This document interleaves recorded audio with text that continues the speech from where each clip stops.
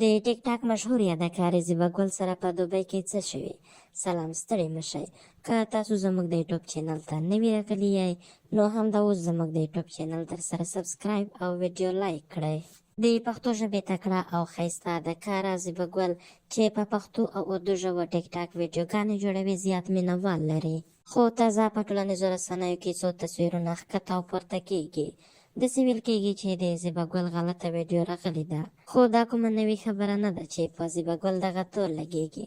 څه موده وړاندې یوه بله ویډیو هم راغلې وه چې داسې معلومېدله دغه ویډیو د زیبا ګل ده، خو وروسته معلومه شوله چې دغه ویډیو د زیبا ګل نه ده. په اوس وخت کې دا زموږ په ټولنه کې یو رواج وګرځېده. کله چې یو سندرغاړی یا کوم بل هنرمند یو ځای ته ورسېږي نو خلک پسې غلطې ویډیوګانې او تصویرونه جوړوي او بیا یې د هغوی په نامه له فیسبوک او نورو میډیاو څخه شیر کوي تر څو هغوی په یو ډول بدنامه او خپل ځان ته شهرت ورکړي.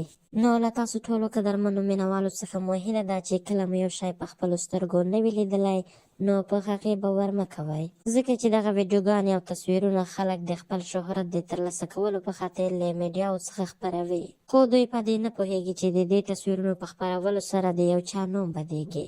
که ویډیو مو تر پایه لیدلې وي د نورو ښایسته ویډیوګانو لپاره زموږ د یوټیوب چینل هم در سره سبسکرایب کړئ.